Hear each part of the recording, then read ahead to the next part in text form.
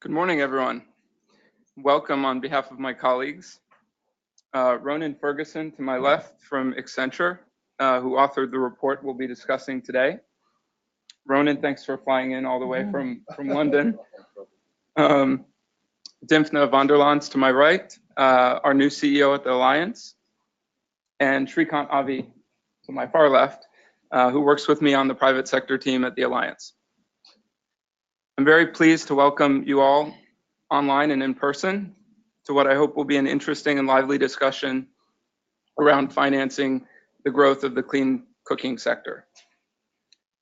Besides the 30 or so people that we have in the room today, we have about 120 callers from 36 countries around the world. So we're very pleased to have everyone here and look forward to very diverse perspectives during the discussion. Yeah, very global alliance. During the discussion portion. Okay. What's that? I'm only going to be speaking in English. So. I think I will be too. So some sort of housekeeping before we launch into it. We'll be keeping virtual participants muted for the duration of the conversation, but do type into the chat window if you have any technical difficulties. Also, questions for the speakers can be typed into the chat window and will be read aloud and answered as time allows during the Q&A portion. I'd also like to note, I think our legal team would like us to note that the webinar will be posted on YouTube, and so it may be posted with video. So if you're not comfortable being on video, potentially, I'd suggest you leave the room now. I'm not sure what else to suggest there. Yeah, go to the edges, hide in the corner. Before we launch into some context on the report, I think we should go around the room. I understand we can't do this for everybody on the phone, but I think it would be helpful to go around the room and ask everyone very briefly to state their name, their title, and their organization, just so we have some context for who's in the room. So I'll start. Peter George, Director of Enterprise Development and Investment at the Alliance. Ronan Ferguson from Accenture. Ronan Ferguson from Accenture, a manager in the energy practice.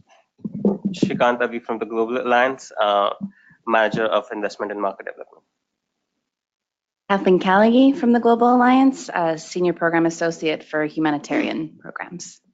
Arijit Basu, Global Alliance for Clean Cookstoves, Regional Director for Sub-Saharan Africa and South Asia. Jishun Wu, Global Alliance, Country Manager for China. Asma Tawfiq, Bangladesh Country Representative for the Global Alliance. John Mitchell, U.S. Environmental Protection Agency. I'm the Director of Household Energy and Clean Air. Hi, good morning. Dan Riley from WWF. I work with our country offices internationally on corporate climate engagement as well as energy access. Dan Baker, I'm our Director for Growth Markets for Accenture Development Partnerships. Gursimran Singh Ruprai from IFC, Analyst in the Financial Institutions Group. Meng Yan, Principal Investment Officer of IFC. John Hauge, Chief Financial Officer of the Global LPG Partnership. Shino Saruta, Operations Officer at IOC Inclusive Business. Matt King, I manage a trust fund at the World Bank called the Carbon Initiative for Development. About half of our portfolio is clean cooking in sub-Saharan Africa. Kavanaugh Livingston, the Global Alliance, Senior Associate for Demand and Behavior Change.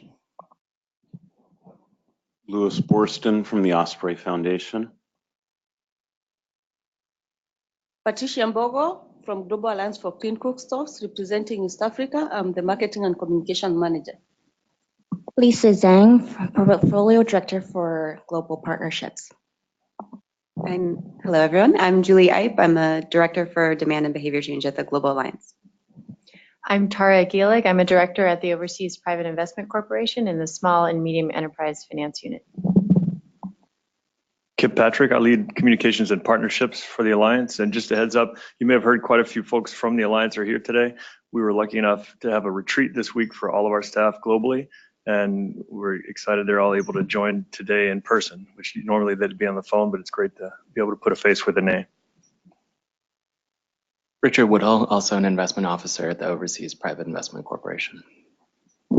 Hi, I'm Richard Greenberg, also with OPIC. I'm a manager of the Social Enterprise Finance team. Hi, Lily Hahn, a principal with Volta Capital. Melanie Nakagawa, head of climate with Principal Global, a global growth equity tech fund. Dimsna van der Lans, I'm the new CEO of the Global Alliance. Great, thank you, everyone. I think it's helpful to kind of know who's in the room. So with that, I will mention some context on the report, which is called Financing Growth in the Clean Cookstoves and Fuels Market. We didn't come up with a shorter name, but I think it's descriptive of what it goes into.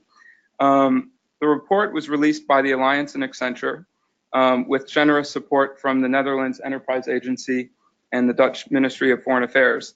We'd like to thank them for their continued leadership and support of this issue and of the Alliance. With this report, we sought to update businesses, investors, donors, and other sector stakeholders on the current status of the market. So perhaps some context on its origin would be useful. I think everyone in the room kind of comes from different perspectives and has different degrees of experience in the clean cooking sector, so it might be useful to kind of set the stage from our perspective. Before our founding, I think decades of effort was expended to address this issue around dirty and inefficient cooking practices.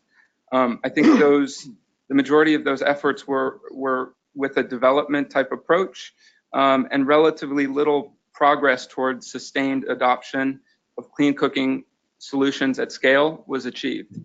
While individual countries like Indonesia, Brazil, and Ecuador have made very significant progress on a country level through fuel subsidies and other interventions, I think the fact that these interventions did not create sort of a global thriving private sector is pretty apparent. Leading up to 2010, when the Alliance was founded, there was a growing consensus that an alternative approach was needed to address the issue. We began with a vision of a vibrant market with high quality, life-improving solutions that would be readily adopted by consumers and delivered in a sustainable manner. In the last 7 years, I can say we've confirmed that changing the way people cook is a complex, localized, cultural, and technological challenge with very difficult economics. However, I believe there's a lot of reason for optimism. First, I think the problem is more globally understood. While not uniformly prioritized by governments, we're seeing far more coordinated support and meaningful resource mobilization in high priority countries such as China and India. Second, there's greater awareness of the negative health impacts of traditional practices and the potential positive impacts of various types of alternatives and alternative stoves and fuels, both globally and locally. Third, I think macro factors such as urbanization, poverty reduction, and growing environmental pressures continue to make more compelling the social and environmental case. And fourth, and perhaps most importantly, I think we've begun to see the emergence of more innovative technologies and scalable business models. That said, we're still very much in the phase of getting this industry off the ground. On the basis of unit sales, financial performance and profitability, capital raised, and other metrics, clearly sector growth has not been as rapid as we would have hoped. Ronan will share an interesting analogy in his presentation as to why that's not particularly surprising. That building a new industry, that building a new product category, especially in these sorts of markets, is not a short-term endeavor. So with that, I think it's worth touching on why we undertook this report now. We sought to illustrate some of the long-standing challenges in the space and innovation that's serving to overcome those challenges.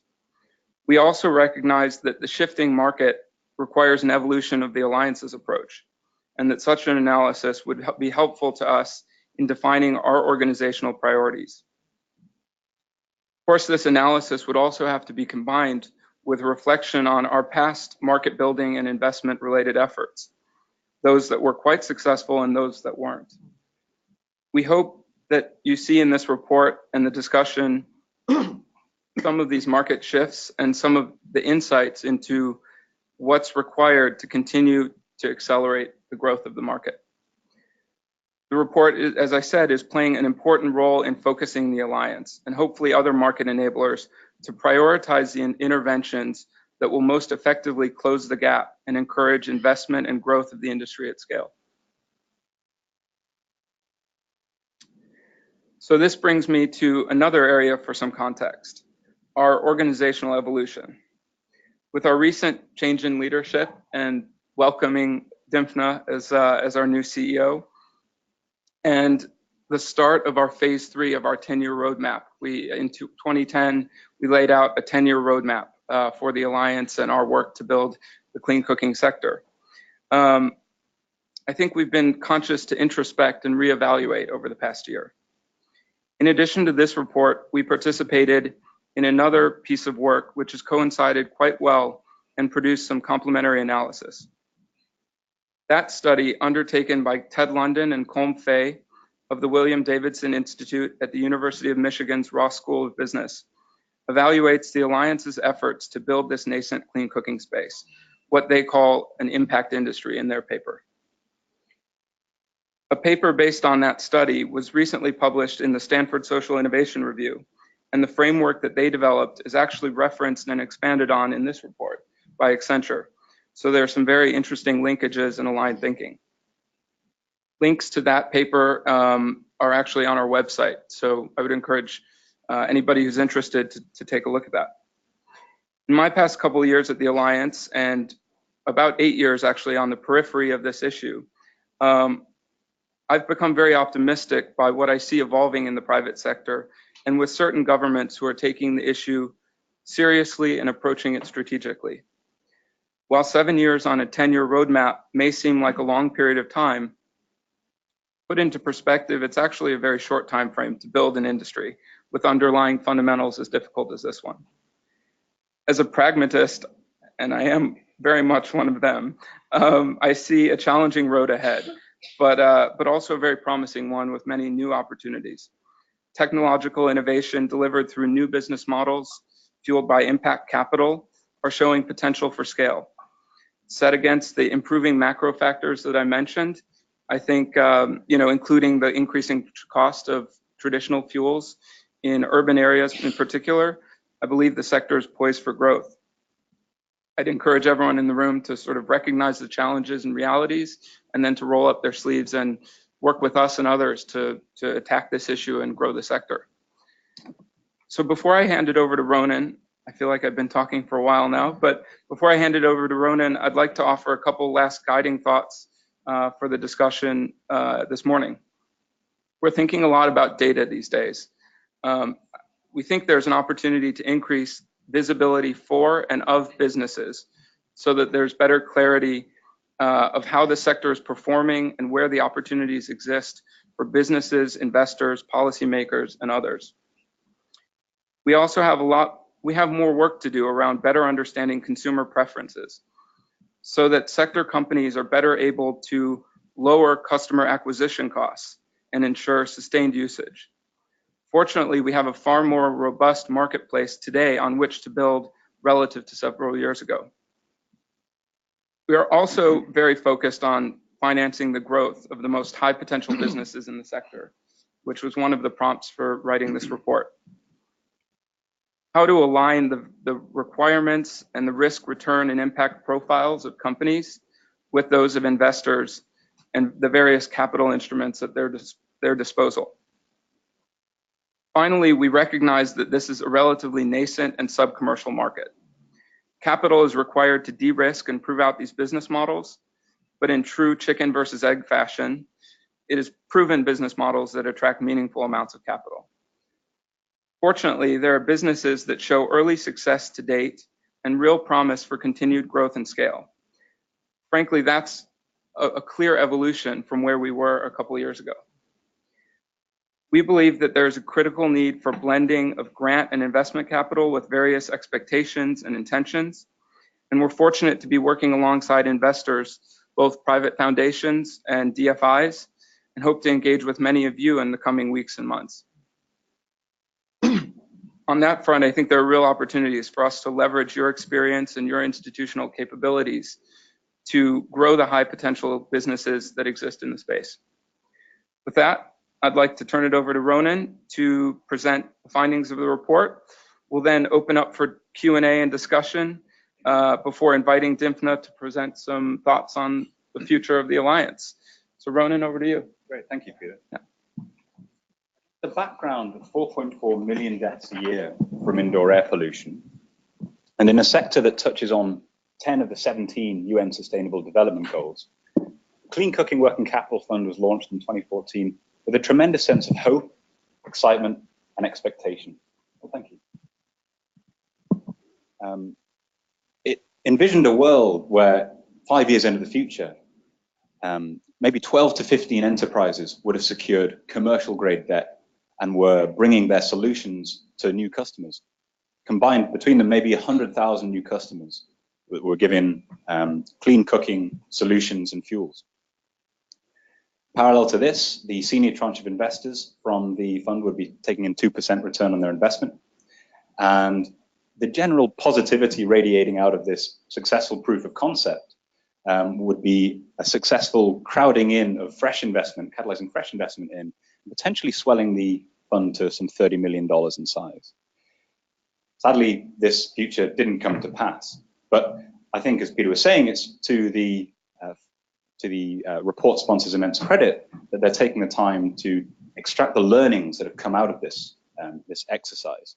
And in much the same way as an enterprise in Arusha can tighten its product market fit by understanding what's gone wrong and what the learnings are and getting better data, so too can we now create a new solution with capital markets as the cornerstone to the overarching solution and creating a new future.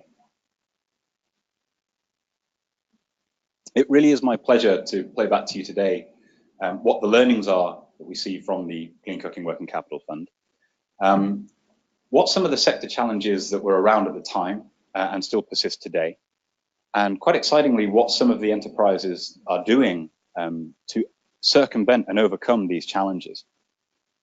And then I'd like to close by offering some thoughts on a way forward for financing the clean cooking, cookstoves and fuels sector, but really have that being a kind of touch point for discussion in this round table. So the fund was managed by Deutsche Bank, and they assessed an enterprise pipeline of 50 enterprises, and they got to interview 10 of these enterprises and offered term sheets to 9. They got to a stage of full due diligence with 6, but then only 2 grants were ultimately closed out. So a 1 in 6 and 2, a third of them closing out is much below what a fund manager like Deutsche Bank would have been expecting.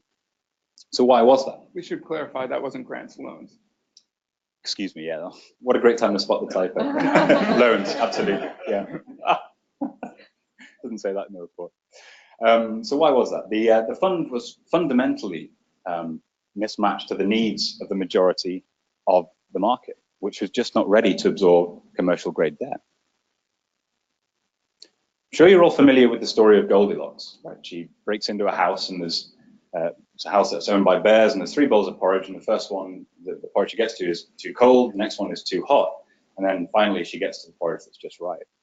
And for me, the Clean Cooking Working Capital Fund, it's almost like it never got to its Goldilocks zone of just right. And when you consider the max ticket size, which was available, which is $375,000, the enterprises that I spoke to that I thought would have been interested in securing a loan from the Working Capital Fund, why didn't you put yourselves forward as being interested? Well, it was just too small for us. And seconding to that, it was just too much effort to go through the prerequisites, go through the financial and impact KPI reporting. Why would I put myself through that? I just go to my high net worth individual friend and we get a loan, and I don't have to do the KPI reporting that's being asked of me from this fund. And that's on the big side. If you look at the smallest available ticket size that was being made available, that was too big for many enterprises. And when you looked at the repayment cost of those even smallest loans in local currency terms, they were up to 18%. Why would an enterprise come and get that loan? They would go to a local bank and probably get something more competitive. So that's the ticket size. Something else is the type of capital used. So it was mainstream commercial debt. And what was really needed was a blend of risk-tolerant capital and backed up by grant capital. Something else in terms of the surprise of the fund manager was that several enterprises that were just not eligible to accept, to qualify for a loan from the Working Capital Fund still put themselves forward, despite not meeting any or all of the prerequisites. And the flip side of that was that many of these enterprises were surprised to find that their future valuations weren't given the same weighting as their present day economic financial valuations. So what can we learn from the fund? Well, in short, the expectations of the fund were misaligned to the actual status of the pipeline. And there was also misalignment amongst the fund on risk appetite at deal and portfolio level. And that's quite an important point, was that the fund was set up with one investment officer, which should be enough to get 12 to 15 investments secured. And the premise that the fund signed up to was that the first 5 deals would be really secure. They would be internationally known companies seeking US dollar backed investments. And that would be the secure, stable base to then launch from, to pivot towards the riskier deals, giving loans in local currencies. But as we said, because only 2 of the deals were secured, they didn't get to that stable base of 5. Deutsche Bank wasn't able then to reconcile the risk at taking on more risk at the deal level while still having that 5% risk of default at the portfolio level. And there were calls in the fund to pivot towards that risk.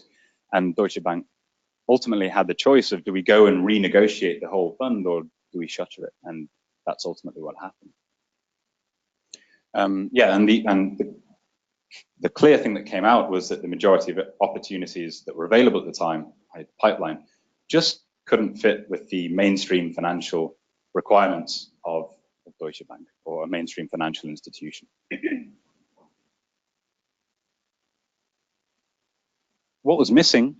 Clearly a realistic interpretation of the market and where it was at the time in terms of the status of enterprises in the pipeline. But also what was missing was a willingness to show the flexibility to pivot towards taking on more risk and having meld the financial instrument to better meet the needs of an emerging pipeline and to help them propel and scale. What could have helped inform these points? I'm firmly of the opinion better data would have really helped. One interesting example that came up, one of the enterprises that made it through to the due diligence stage, actually it emerged that they were in default to a different lender. And that only came about, awareness that only came about because that lender then contacted Deutsche Bank and said, are you aware of this situation?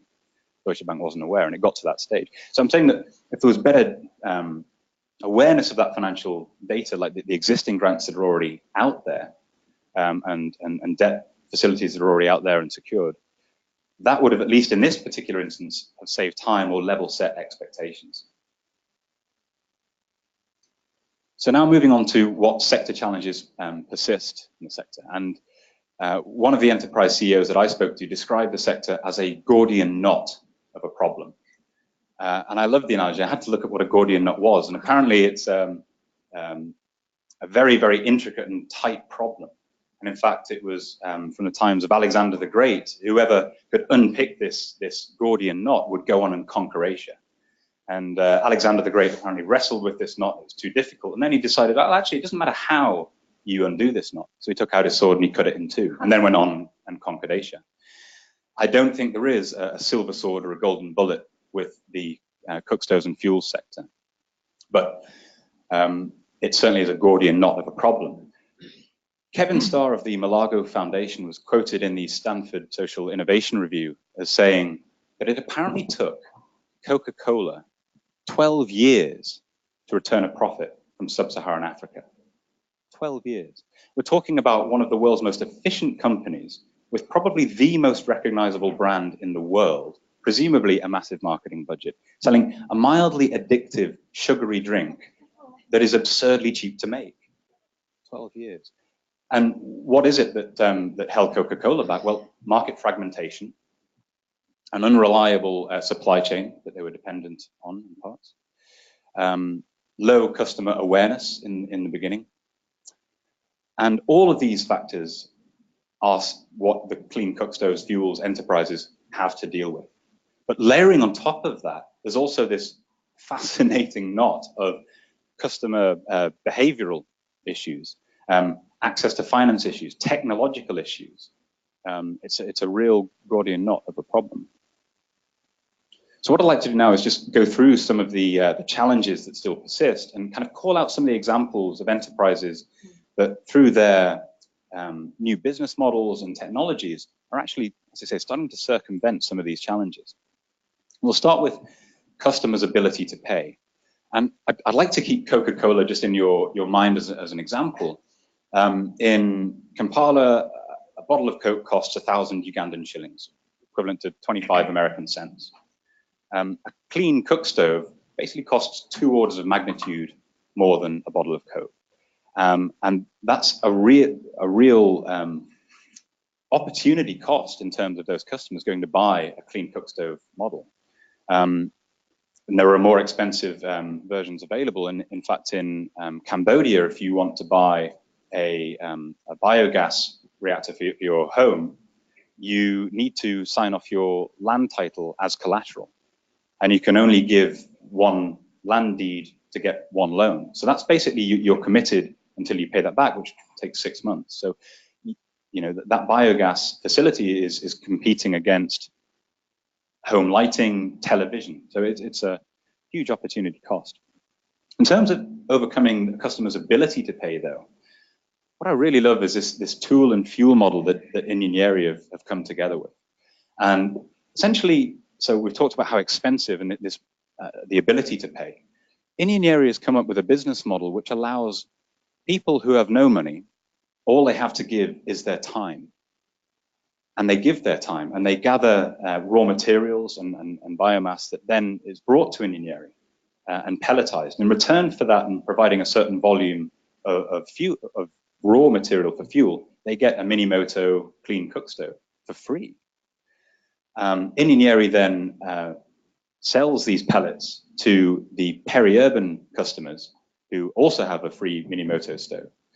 And the way that they make the money back is through the recurrent touch point of selling fuel to these customers. So it doesn't become about the tool, the actual cook stove, it's about generating revenues from that recurrent selling of fuel to the customer. Really interesting. Modularized offerings. So before Cocoa Networks came on the scene, the only way to get to the really aspirational fuels of LPG and ethanol was by buying the smallest canister that you could get. And that was a 7-kilogram canister and apparently cost about $10. And for many in the base of pyramid, that's prohibitively expensive. What Cocoa Networks have done, which is really interesting, is that they've modularized ethanol. So you can actually buy it in quantums as small as 30 cents. And the way they do that is by offering refillable ATMs, essentially, where you go and you pay your 30 cents and then you draw down that quantum of ethanol or LPG into a tank and take that away. And just generally, customers' ability to pay is really being transformed by enterprises that are going to this pay-as-you-go model. So I've mentioned Cocoa Networks, mentioned Inyeri, but there's also Copagas, Envirofit with their smart cook solutions, and Paygo Energy. And what's really interesting is being in the home of someone who's cooking, they text on their phone and pay and get a quantum of gas that's then released, and it's remotely unlocked on the valve of the gas canister in their home, which lets the volume of gas that they've paid for flow right into the cooking hub. So that's how the system works. But unbeknown to the customer, the take PayGo Energy, they know and are able to monitor how much volume of gas is left in that canister, and when it's getting low, they send out a fresh canister to replace that. So it has become a pull product, which is really exciting. And what they're creating is essentially a virtual gas distribution system. And with that, with the data that's going into payments that they're generating, is visible at the household level, but also can be aggregated up to the market level, generating a lot of very interesting data that would be of interest to midstream utility companies, or indeed super majors that are looking to understand a new market better.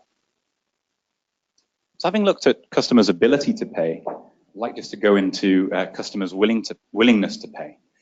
And in terms of willingness to pay, it's really important that you actually want to pay back the person that you owe the money to. I mean, that sounds obvious, but it's true.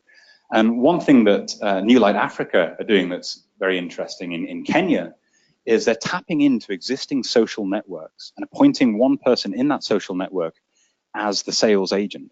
So that person is trusted, and they're seeing that repayment rates have risen to 85%, and with continuous kind of refinements and tweaks to the model, that apparently is increasing. In terms of low-risk customer financing options, several enterprises have put together quite interesting, I suppose you call them escrow accounts, where to get over the lumpiness, the one-off purchase of a clean cook stove, you allow the customer to prepay in installments that suits them. And customers are seemingly willing to pay over the course of 6 weeks to pay into to get the 100% cost, takes the lumpiness out of it. And then, and only then, is the funds dispersed to the enterprise and the product distributed to the customer. So it's zero risk. And technological innovation. So I think a great example of this one is BioLite, which their biomass cook stove makes use of the thermionic effect, which is where heat from the cook stove generates electricity, and that electricity is used to power a fan. That fan sucks in more air, which powers more oxygen, gets a cleaner flame, so there's less indoor air pollution. But also it generates more electricity than just to power a fan. It actually has enough electricity to power a mobile phone, charge a mobile phone. And what's really interesting about that is, actually for the first time, you've genuinely got a situation where the cook stove user, typically a woman, and her needs are aligned to the desires of the household budget owner, typically the man with the mobile phone. So having looked at customers' ability to pay and customers' willingness to pay, I'd like to just spend some time on the third problem, which is maintaining customer adoption. Right. So, and again, going into that person's house, they're so used to cooking on charcoal, and the recipes have been handed down from generation to generation. And suddenly you've got this new cook stove or new fuel that, rather than taking with charcoal takes 20 minutes to raise a kilogram of water to the boil, you've got ethanol or LPG, which takes 4 minutes. Right, to raise a kilogram of water to the boil. And it doesn't take a lot to realize that that's going to take a massive shift in the behavior of actually cooking a meal that is going against the social fabric for generations and generations. And what's really interesting about the generating of data for that is that being data-driven and proactive, you can actually get to train customers proactively. So what I mean by that is, as a customer who decides, right, okay, I've got this new cook stove, and it's burnt the food, and it's actually costing me more money because I've been leaving more fuel is going in than is actually needed. Using the pay-as-you-go and data-driven approach and collecting data as customers literally cook on a day-by-day basis, that allows companies like the ones I've mentioned to actually proactively identify which households are using less energy, less fuel, less energy compared to the rest of of their peers. So of a household which has got 3 kids and 1 adult, they should be using this much. They're using this much, which is far less. That's a signal to us that they're not using the cook stove. So we should understand that, right? So it goes from data signal to data to an informed action. We dispatch someone who then trains the person using the cook stove as to what are you doing? Could you be doing this better? Because we see that you're an anomaly compared to the rest of our data.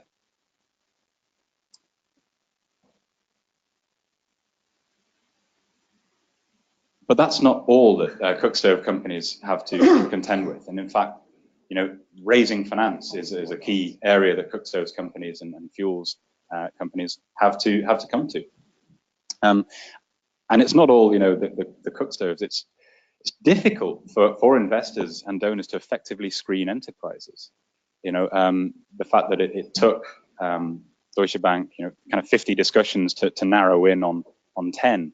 That could have been done more efficiently, perhaps if a pool of data was available on enterprises that currently exist in the pipeline. And that would potentially have also helped the fund manager not only to have selected enterprises quicker, but also they were willing to tailor what they were willing to offer to the needs of the market at the time.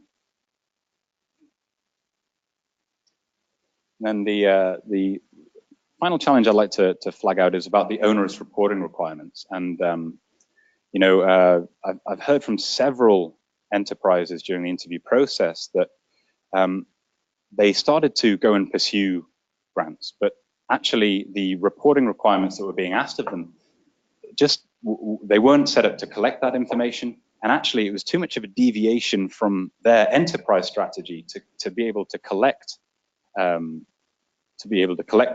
grant, that they deviated their mission too much in order to get that funding. And they kept describing it to me as a double-edged sword if you go for grants. And I take it that it's not the kind of good sword that Alexander the Great had. This is, you know, a double-edged sword. Great. So what was missing? For me is a thread of reliable data linking from the customer through to the enterprise, and then from the enterprise on to investors, donors, and market advocates like the Alliance. A repository for information on existing grants, equity, and deals and impact would have been useful. And it would have helped inform, if it had been in a single point of access that was readily accessible. We can see a place where customers could potentially go in there and find what offerings are available to them, and also what market financing options are available to them. It would have been useful for enterprises, potentially would be useful for enterprises to assess which markets do they want to grow into, and which members of the supply chain do they want to partner with if they're going into a new market. And also it would have been interesting for investors to be able to tailor their financial instrument accordingly. But also for the Alliance, if they had, or indeed other sector advocates, if they had the ability to see information in a market, then they could be more proactive in intervening. And I think there was one very interesting example that came out in Kenya, where a coalition of enterprises had to come together to lobby for a VAT reduction from VAT on import duties from 35% to 15%. Really successful result, resulted in essentially like an extra $3 of margin per cook stove sold just by doing that. But is that their role to play? Not necessarily. But I think that having that visibility of the pain points that enterprises are going through, that would also be of service to sector advocates in terms of targeting their interventions. So a way forward for financing the clean cook stoves and fuels market. To my mind, the working capital fund would have benefited from better access to data. It would have been able to find more eligible enterprises quicker, and if it was minded to, would have been able to meld the financial instrument to better meet the needs of the enterprises rather than just sticking to a mainstream financial institution, what they were willing to take out of the box and offer the market. Today's investments need to be courageous and risk tolerant. And for the development of the sector, grant capital still has a role to play, particularly in de-risking investments for return-seeking capital. By focusing on capital preservation, we can recycle capital whilst enterprises continue to mature and refine their business models and technologies. So interventions still need to be patient. And finally, my thought on KPIs in terms of simplifying and standardizing KPIs is important. In terms of, the enterprises are being asked to fulfill these KPIs. And as I said, some enterprises were kind of self-selecting themselves out and taking themselves away just by the burdensome nature of KPIs. So by simplifying them, I think you'd get more enterprises showing more interest.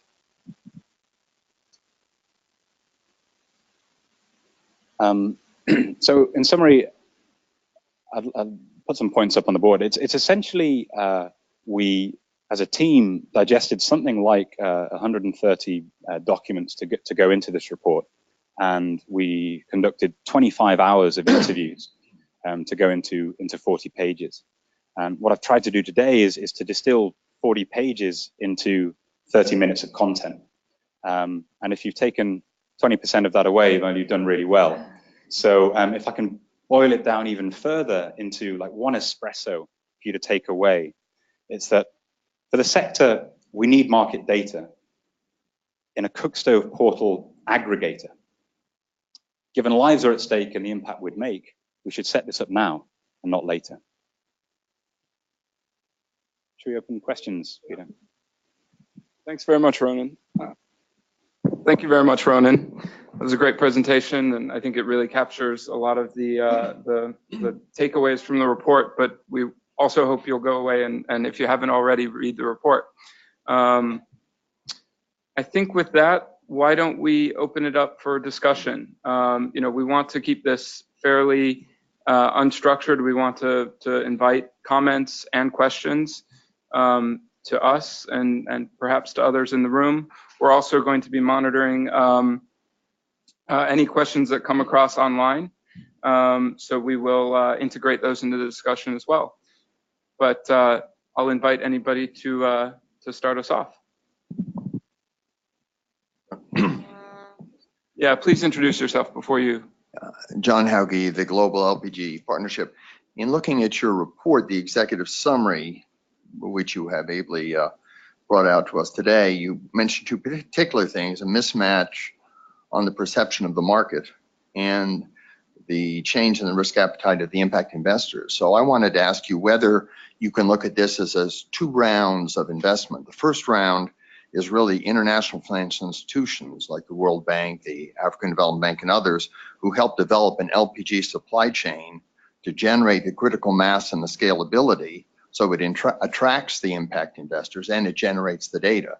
And then your second round is really the impact investors once you've laid that base on which they have some confidence and can really judge risk a whole lot better. Yeah, I mean, I'll start off just by my initial reaction. Oh, yeah, we have too many mics going. It's a great question. I think where we see our role as the Alliance, you spoke to sort of infrastructure as it relates to LPG.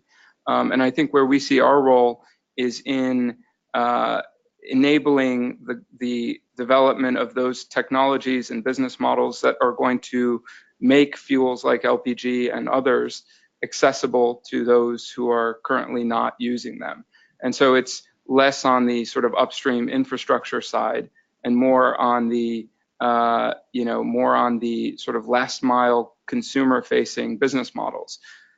Of course, the sort of follow-on effect of those business models showing success is that there's more need for upstream infrastructure, and that needs to be invested in by DFIs and infrastructure investors and all of the rest. But I think where we're sort of focused day to day is really on what are the technologies, the business models, the solutions that are going to open this market for that whole sector, whether it's LPG or pellets or ethanol, biofuels, whatever the solutions may be, and we're looking across that spectrum depending on the market and the consumer segment that we're focused on.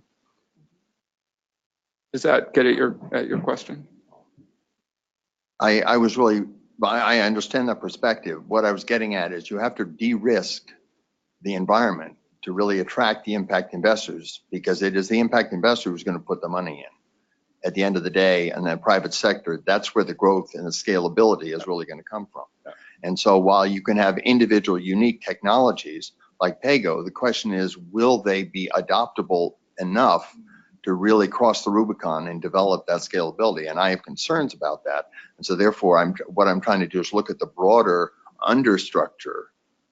And if you can de-risk it enough, then you're going to bring the capital in to look at a lot of it. Yeah, no, absolutely. I mean, I agree with that completely. And I think that's really what we're sort of addressing with this report. And as I said, we want to engage with different sorts of capital and different sorts of capital providers that bring different levels of risk tolerance. And so, as you say, you need to de-risk the models before the larger, sort of capital pools will be attracted into those models.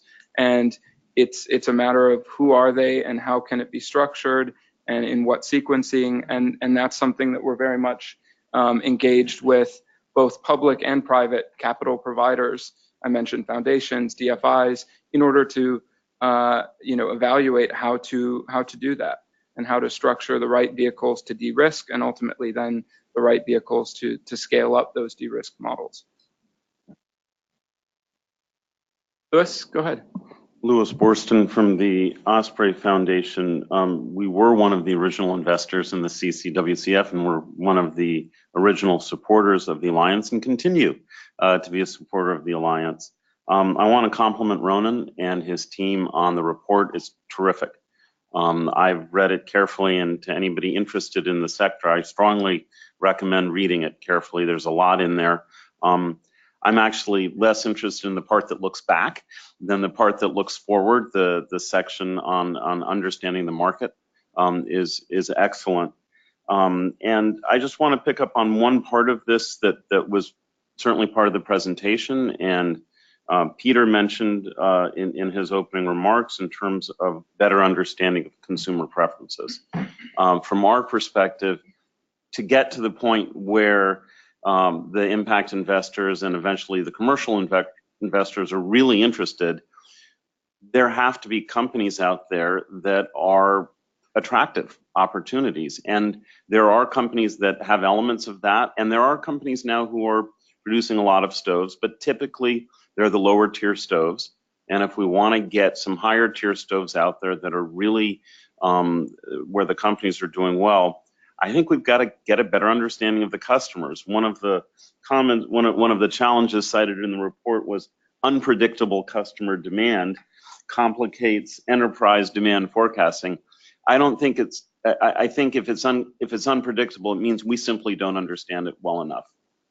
And so the Osprey Foundation is going to, which has invested in several ventures, including in Uniri and others, Burn and some others. We're going to be putting a lot of our effort in the next year or two into this idea of trying to understand consumer preferences and really getting that understanding. If there are others around the table or listening globally who are interested in that, please let me know, because we would like to do more of that. And I think that means some more in-depth studies. And really, I think if we can crack that part of the equation, it will be much easier to get money into the sector.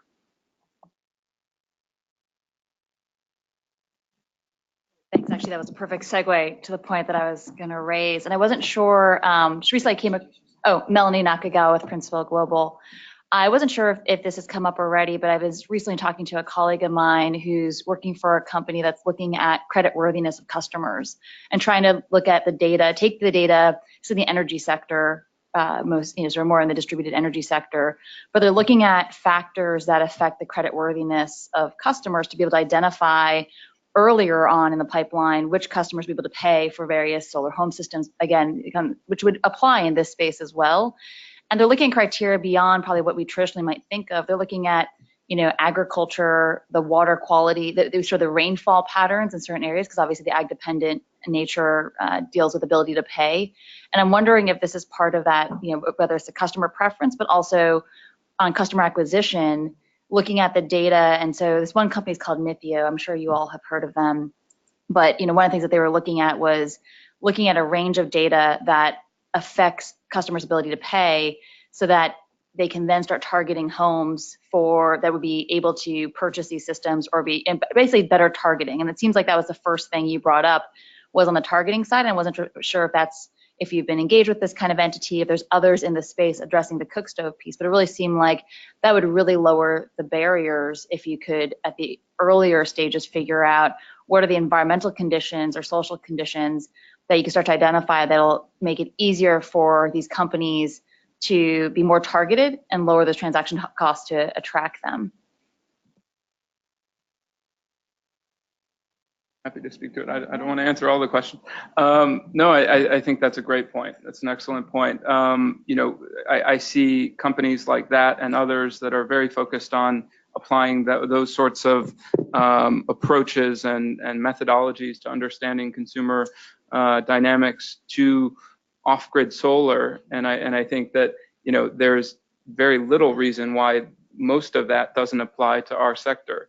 And so when we say we're thinking about data from consumer, as Ronan did a great job of laying out, from consumer through to sort of enterprise level, and then industry, sort of aggregated industry and sort of investor facing level, that's a big part of what we have in mind to get a better handle on, and to sort of engage with this emerging universe of players that are developing those sorts of approaches.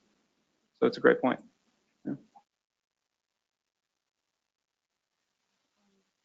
Yeah, this is Meng from IFC. I also have my colleague Samron and Shino. I would like to share briefly what IFC has been doing recently, because I see a lot of correlation with what Rona's insights. We after about 1 year efforts, we recently did IFC first of its kind carbon credit based financing, where we would provide together with FMO, a 15 million senior loan to a Shell Foundation sponsored Base Capital, another than the based company. Through Base Capital, we will provide pre-financing to the distributors and the manufacturing of clean cook stoves and water purifiers to 1 million households in Africa and mostly sub-Saharan countries. So I see a lot of relation, or I think you captured the challenges very well, and just want to share a little bit of our experience, because when the team did the transaction, there were a few key thinking. Actually, we looked into the deal 2-3 years ago. At that time, the commercial viability was weak.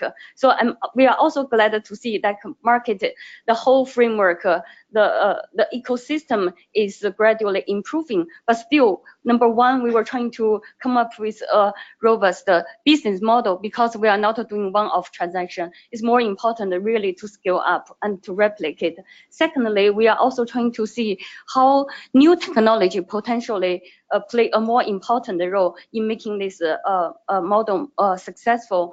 So when you mentioned like customers' willingness and ability to pay, because the structure of our deal is carbon credit based financing. So IFC's loan will not be repaid by selling the cook stove, maybe like $20, even $20 most households could not afford. But really the clean credit, carbon credit generated. And it's also based on a wholesale approach, because it's 1 million households.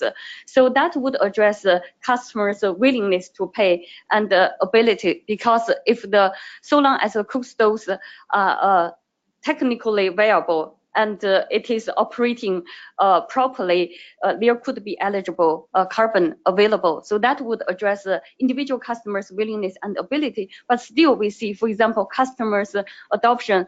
I'm very new to this space because my expertise is more on the finance side. So I'm trying also to figure out what would be the discipline and incentive to help customer really to adopt. When I searched the pictures of cook stoves in Africa online, I noticed some housewives, they, even though they have the new cook stoves, they may still use their traditional way. So one example maybe I can share is that because I'm also leading the IFC relationship with China's fintech company like Alibaba and Financial. There is a digital green finance app called Ant Forest. Now in China, 350 million individual customers use Ant Forest every day, including myself. As long as you make any green related behavior, for example, I walk to the company rather than riding, or if I make an online purchase, I will get a digital green credit accumulated in my carbon account. And every day Ant will plant all, I have a seed, a tree, a small tree, and I will have a virtual account. So every day, based on my green digital footprint, I could water my tree. And maybe when my credit reaches like 10,000 points, and Alibaba will plant a real tree in China's desert in my name. So now 50 million real trees are already planted in China's desert. And we are talking to Ant Forest to issue a digital forest bond. I'm thinking, although I think for Africa, awareness, capital market may be a premature financing solution, but I fully agree the importance of data. And if such a green credit or footprint could help at least the household to accumulate or influence their behavior, that could also be a kind of incentive. Now, the total Africa continent mobile phone penetration is high, it's over 80%. So we are also trying to explore if we could work with like Google, Amazon, the tech companies to introduce the IoT, Internet of Things, because one major challenge, also echoing your challenge, is about reporting, monitoring, because it's literally it's not practical to go to the very scattered household to monitor 1 million cook stoves on a monthly basis. This is still very early idea, but we are trying to see if potentially, for example, blockchain, because it's also like a milestone, like how this business model work to selling, produce the cook stoves, distribute and operate, use, monitor. And then in our project, I forgot to mention, the good thing is that the carbon credits are already agreed with off-taker, like the leading companies in the US, etc. So we do not need to worry about that market risk, because so long as the carbon are eligible, we will already have a commercial contract to get reimbursed. But I agree that for the whole business model, where I see the major challenge for our finance to be successful is that really customer adoption and also effective or easier way to monitor. Yeah, so I'm also welcoming all ideas, especially who should take a lead in doing the data collection. It's not very clear for me whether it's an alliance or like a IC type of private sector companies, or we could work with some donor to come up with a pilot program. But I think maybe benefiting from new technology, we together could make this a better success. Thank you very much. That's a very, very helpful comments, and we look forward to discussing that further with you in IFC.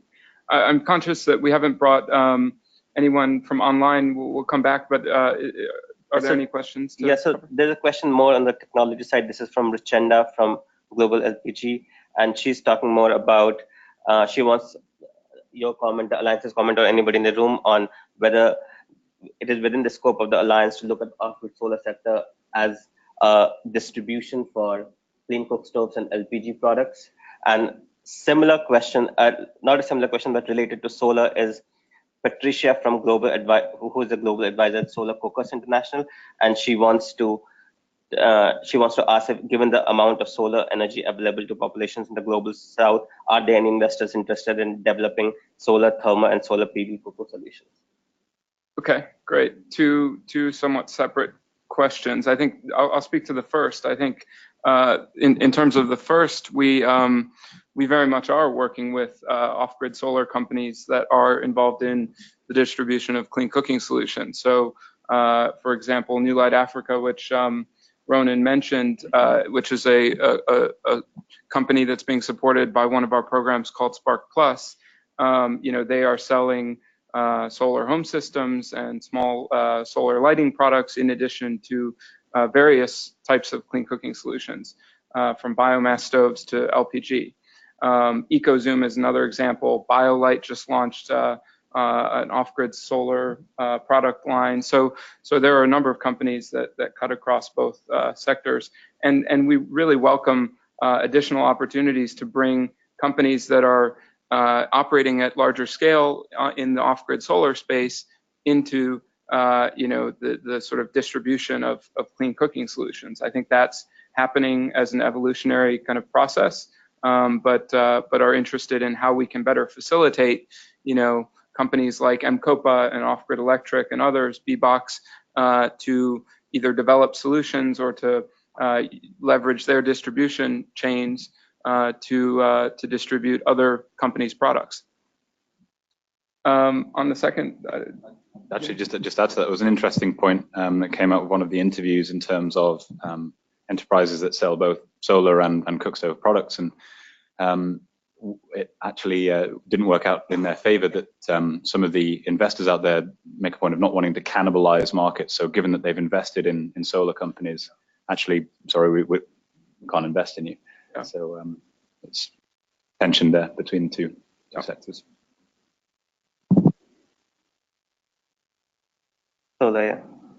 Yeah, so I mean, I'll speak to that. I think it's a question for the Alliance. I think we're interested in, as I've mentioned, a range of different technologies, and we recognize that different technologies are going to be applicable for different market contexts and different consumer segments within those markets. What we want to see and what excites us and what we want to invest to get to scale are those solutions that fit, that see consumer acceptance, and even at a small scale that can be sort of scaled up over time. And I think there are different technologies that over the years have been piloted and to varying degrees of sort of success. And the success of those different technologies drives where we prioritize things. So we're very much open to solar, and we're thinking about induction stoves in certain market contexts, and are always interested in understanding what is possible and what can be successful and scaled. Louis. Just hearing a lot of discussion, as is often the case in the Cookstoves biz, around products. I do want to put in a plea for looking at this also as a service business. Our interest in Inyeri, and Ronan described one aspect of what they do, but really what they do is they're a fuel business. And they recognize that most of the money in this sector is in the fuel, and therefore they decided that the way to attack this was to develop a business could provide fuel that provides for much cleaner cookstoves, and then either give away or just provide the cookstoves at a nominal price. The sector, I think, has typically looked at it as a technological challenge and a product challenge. I think we'd make more progress if we also look at it as a service that needs to be provided to customers. That also helps increase the understanding of the customers. Yes, no, I completely agree, and I think when we look at the sector and we look at the companies that we believe have real potential to scale, I think many of them sort of fit that narrative and that concept. I would say it's not exclusively. There are still companies that need to manufacture products that are product companies and design products and all of that, and we're very much invested in their success and continue to be. But clearly, what you're saying is correct, that even companies who have viewed this as a sort of product play have recognized over time that evolving to a sort of service-based model really makes a lot of sense. So I completely agree. Yeah. Hi, Lisa Zhang from GP. I really like this idea of simplified data, and I want to just tweak it a little as we think about how to do this going forward. So one thing that I think about a lot is just good data in action. And the first piece of this, of being good data, we're kind of curious to see how you're thinking of collecting this data. We've seen a couple of suppliers out there who have done great work in other services, like the lean data work that Acumen is doing, and wondering if that's something that you're pulling into your folds. And the second piece here is kind of bringing it into action, right? For us at GP, we like to think about inflection points, and the way that we track that is thinking about substitution economics. We've done this for solar, and we're kind of using that same concept here for Cookstoves. So kind of seeing what data are you really going to say is the key indicators here. Is that something that we're looking at the same thing of? And how are we going to kind of do that together going forward?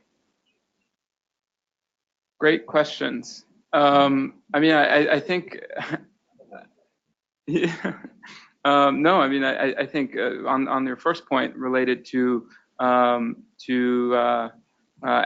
and their lean data approach, very much something that we're interested in, and in active discussions with Acumen around the way that they implement that and how it could be useful for companies in our sector. So absolutely, and then with other parties that have other methodologies and systems and approaches to data collection and analysis. So it's something that's very much still in progress. But along the lines of what you described is the way that we're thinking. I mean, I'm interested in your second question, and I'm not sure I completely understood it in terms of subtraction economics and what indicators we would look at for success. Yeah, I think a big piece of this for me is seeing companies develop real core competencies that customers are willing to pay and value, right? So how do we track that and see how a company is doing that from the bottom up? I think that's a new approach that the solar companies, particularly pay-as-go, have done quite well in the last 2 years. And you can see that in the way that kind of risk is being quantified by the companies. And for investors, it becomes a timing thing. So if we look at solar, for example, 75% of the investments going in are coming from equity. And that timing is important because it comes along with this client uptake.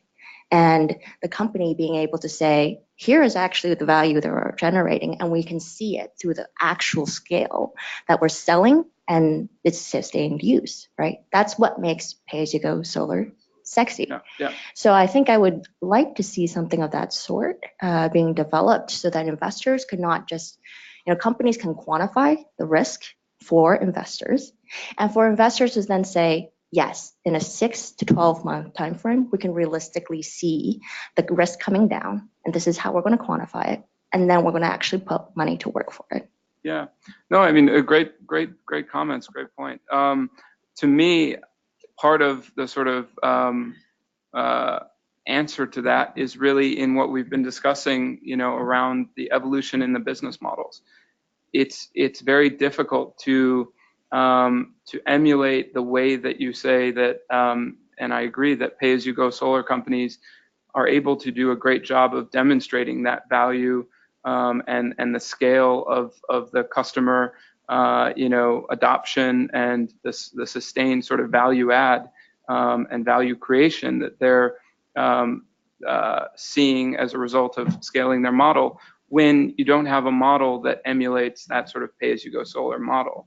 And so what we're seeing is with fuel-based sort of Internet of Things enabled business models, there's much more of an ability to emulate some of those really beneficial ways to generate and analyze the data that didn't exist if you're selling a stove and then have no way of really ensuring a sustained adoption. Or understanding the sort of usage dynamics that you can understand if you're selling fuel. So I think some of that is happening naturally with the evolution in the sector, but we're very interested in thinking through how to accelerate that.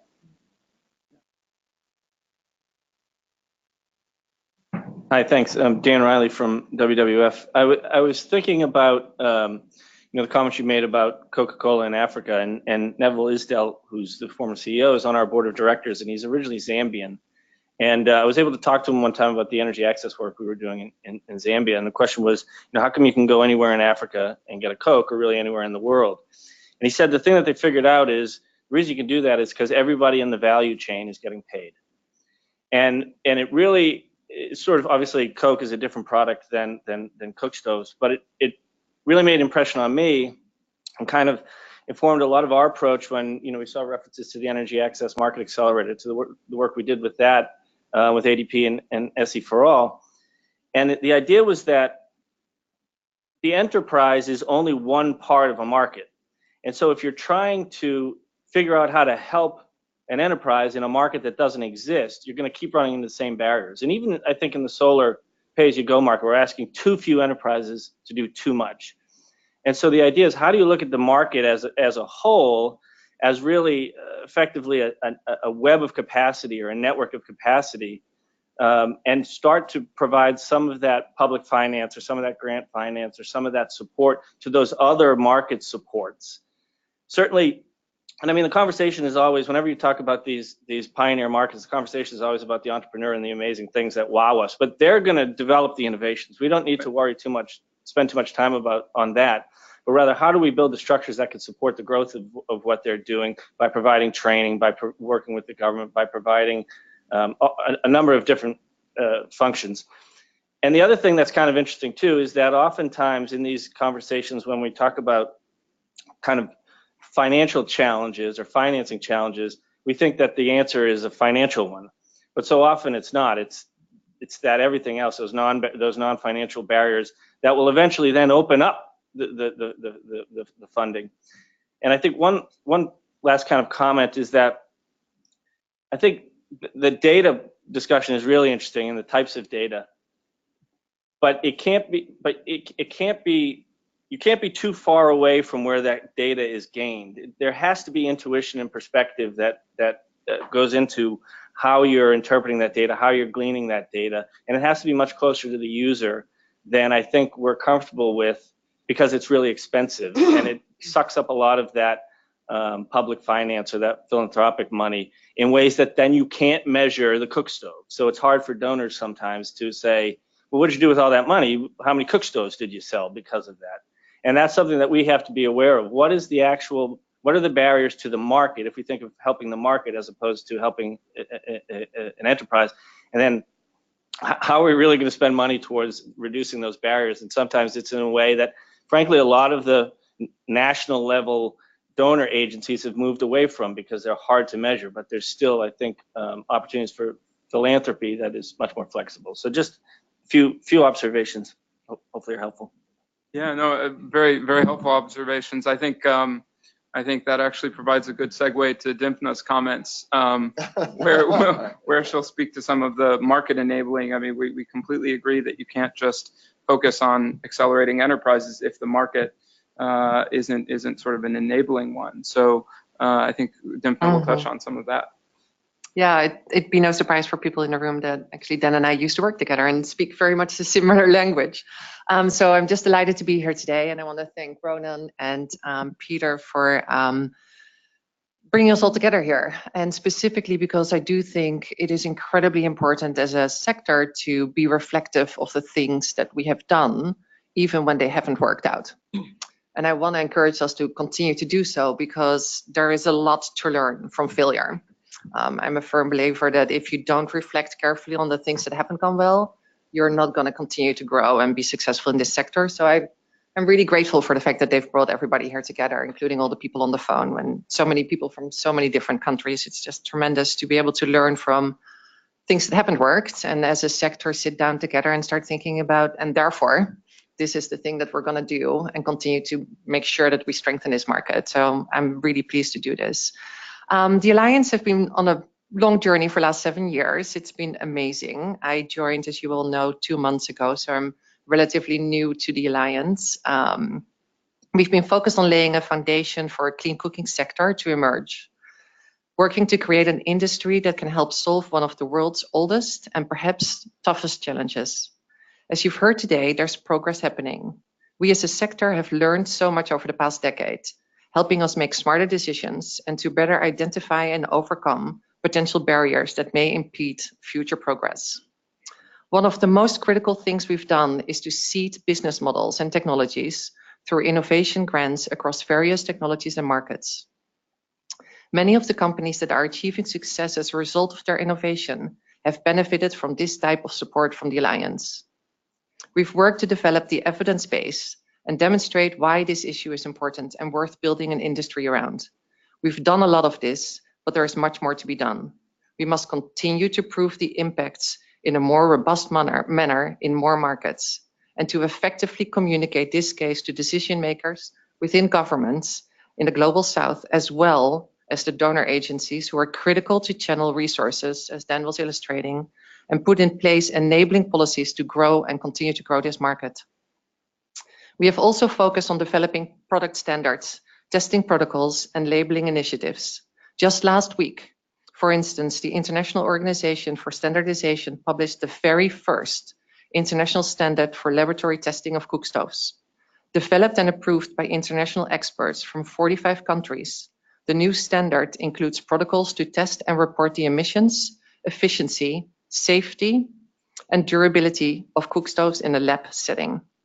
Throughout the Alliance's existence, we've remained true to this being a problem that impacts women, and that they must be at the heart of solving this as leading voices that build awareness, but also by being involved throughout the supply chain, initiating and leading businesses that develop user-friendly, affordable, and accessible solutions to women in their communities. We continue to take great efforts to mainstream gender principles and best practices in everything we do.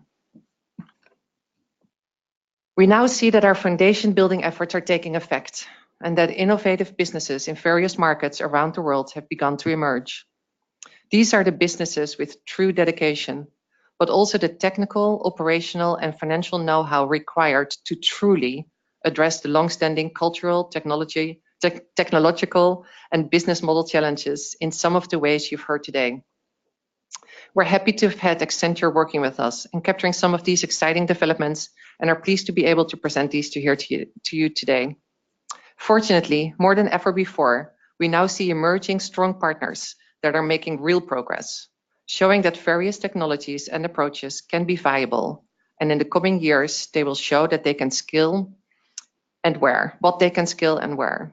The technologies are getting better, the teams are becoming more professional, the investors' attention is more palatable, but there is still much more to do. As the Alliance, this now puts us in an unfamiliar territory. Relative to several years ago, when we were just hopeful that enterprises like these would emerge, we now have them. A nascent but emergent pipeline that we can help to accelerate. Much more intellectual and financial capital must come into the space to grow and to de-risk them, so that we provide investors with investment-ready transactions in years to come. These investable transactions must be able to deliver financial and impact returns to investors who stand ready to fuel sector growth with hundreds of millions of dollars of investments. And with this report and discussion, we wanted to further the discussion about how we plan to continue to support the development of this sector in the years to come. Well, in 5 years, the risk-return profile of the sector will surely have evolved. Today, that capital must be both patient and courageous. And there is still need for the wheels to be greased by philanthropic capital, to prepare companies for investment, to de-risk high-risk transactions and funds, but also to do the things we need to do in the background. The industry building public goods, like raising consumer awareness of health benefits, like lobbying in the background for enabling policies, developing standards and labeling practices, and undertaking and sharing research and market intelligence. Having seen the market development that has already occurred as a function of the entrepreneurship in the sector, and aided by our support to date, the Alliance is now investing significantly in scaling up our own market development efforts. In addition to some of the activities I mentioned previously that we consider foundation building, with the evolution of the market has common evolution in our priorities. And I would like to highlight 5 of these. The first one, partnership facilitation. As more players come into the market, as the one global organization focused on this issue across markets, we see a natural opportunity to scale up our intermediation and partnership facilitation activities. And I could see an example today already on the data and what role the Alliance can play on making sure that all the people who are interested in doing this work are doing it in coordinated fashion. Secondly, policy interventions. We recognize the critical nature of enabling regulatory policy environments. Where governments are ready to get serious about building this sector, we want to provide them with serious support. Technical, impact, business and financial expertise from the Alliance's global experts and country-focused teams, as well as through South-South learning with other government leaders. Thirdly, advisory services. Given the emergence of high potential businesses, we see the need to mobilize more sophisticated technical, operational, strategic, financial advisory services that will accelerate them. Fourth, data and transparency. As we work to develop a investable pipeline, we see the need for greater transparency in the markets, and I think it was truly highlighted in the conversation today. For investors, donors, and businesses alike, we see great opportunity to bring together critical research, market intelligence, and tools that will enable the entire market to function more efficiently and effectively. Information which not only characterizes the negative social and environmental impacts of traditional methods, but also positive impacts of improved methods, but also illustrates the fiscal and economic impacts on households, communities, and countries, which we understand are just as much key drivers in decision-making as anything else. We believe there is a need, an opportunity, to collaborate with some, if not all of you, to build the right approach and platform that can aggregate and share knowledge critically for growth in this space. And finally, capital. We see the mobilization of risk-tolerant capital as being critical. A real gap remains given that the risk-return impact ratio is not yet attractive for commercial investors. The time is now for public and private financing providers to come together, blending capital types and expectations to accelerate a market like this that is not yet fully commercial. We will be following up with many of you as we seek to mobilize financiers across the spectrum to work with us to grow companies in the sector. We believe we've established ourselves as the leading voice on the impacts of clean cooking, and in the coming years, we will continue to do that. We will also lead the discussion on solutions, with a focus on private sector solutions with skill potential. We recognize that the problem won't be solved overnight, but it must be solved. And we hope we can count on you to work with us to get this done. We look forward to further conversations with all of you today and in the near future. Thank you. Thank you.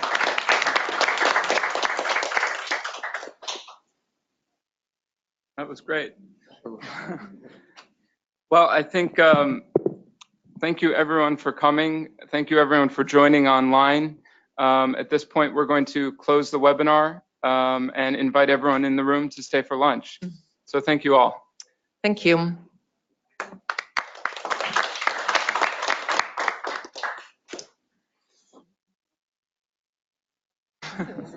Good.